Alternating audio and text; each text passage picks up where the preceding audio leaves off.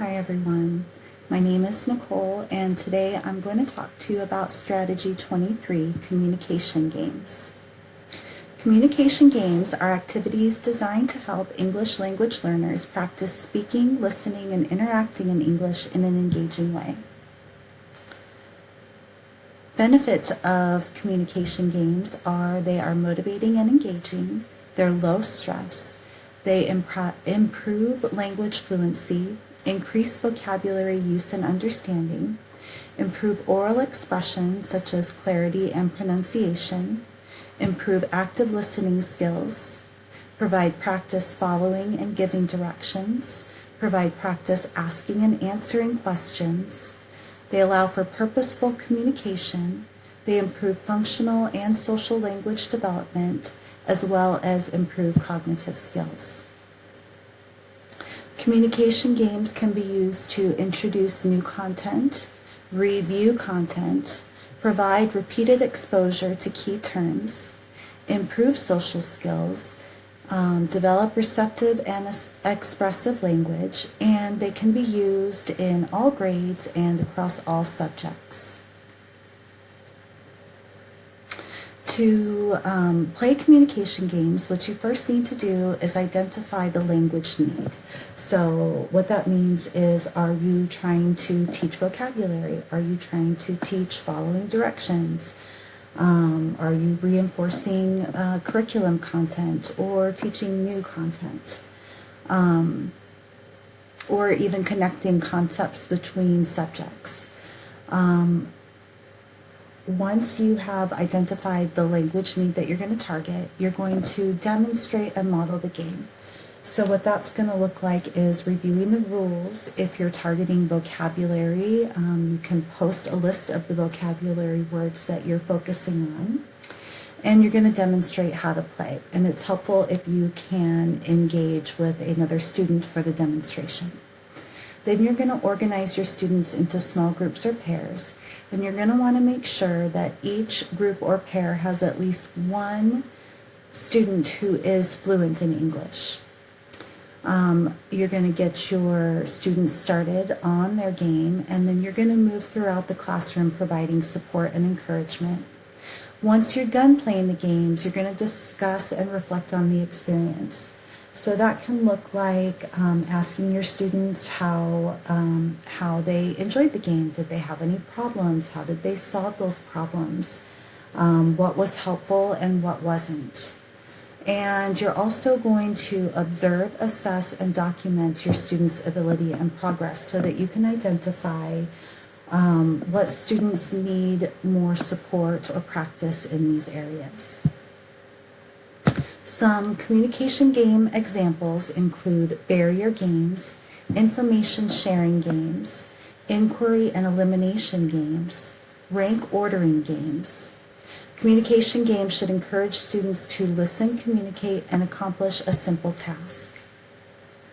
For barrier games, players are going to sit back to back or across from each other with a barrier between them.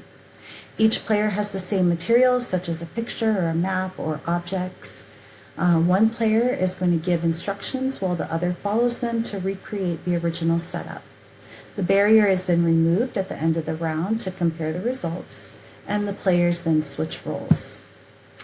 An example of a barrier game could be a drawing game where a player describes a picture and the other draws it without seeing the original, or a building game using blocks or tiles where one player builds a structure and describes it while the other player replicates it.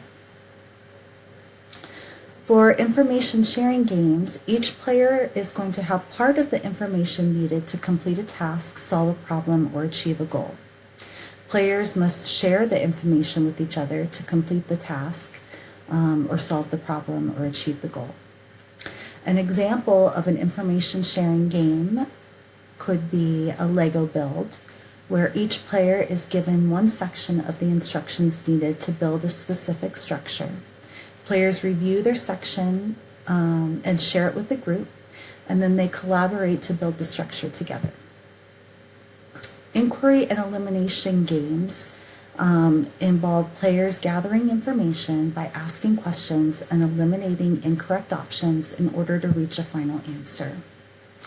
An example of an inquiry and elimination game could be Who Am I or What Am I, where one player is assigned a person, character, or animal, and the other students must ask yes or no questions or descriptive questions to determine their identity. For rank ordering games, players are given a problem to solve or a task to complete. Players work together to determine the steps needed to solve the problem or complete the task. Players then work together to rank the steps by importance or put in the order needed to complete the task or solve the problem. An example of a rank ordering game could be a survival scenario where players are given a survival situation such as being stranded on a deserted island or camping in the wilderness.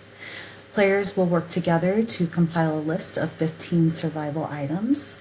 The players must then discuss and agree on a ranking of the items by order of importance. In conclusion, communication games help English language learners practice speaking, listening, and interacting in English in a low-stress environment. They also increase motivation and classroom engagement. Communication games can target vocabulary, curriculum content, and expressive and receptive language development. Student success is improved by explaining in advance, practicing the vocabulary, building the context into the game, and ensuring that each group has at least one player who is fluent in English. And now I'm going to demonstrate a barrier game for you. Okay, so I'm going to demonstrate quickly an example of a barrier game. I'm going to use this binder as my barrier, so I'm going to just prop it up between myself and my student that I'm demonstrating with. Today we're going to be focusing on directional prepositions and basic shapes. So I would have this posted for my students to be able to reference. The words that we're targeting are above, below, next to, between, inside, in front of, and the shapes are triangle, circle, square, and heart. So I would have that posted for my students to be able to reference. So what we're going to do is I'm going to have you sit on the other side of this barrier and take a blank sheet of paper, and I'm going to tell you what to draw and where. So first, you're going to draw a circle in the middle of your paper. In front of that circle, you're going to draw a square, and inside of that square, you're going to draw a heart. Above the square, you're going to draw a triangle.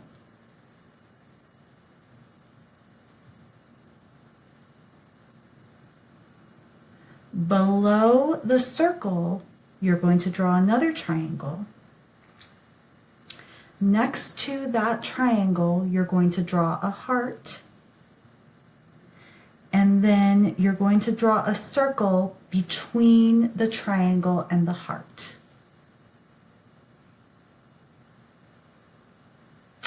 And now we can see what you got. This is mine. And let's see how yours looked. Really good. Great job.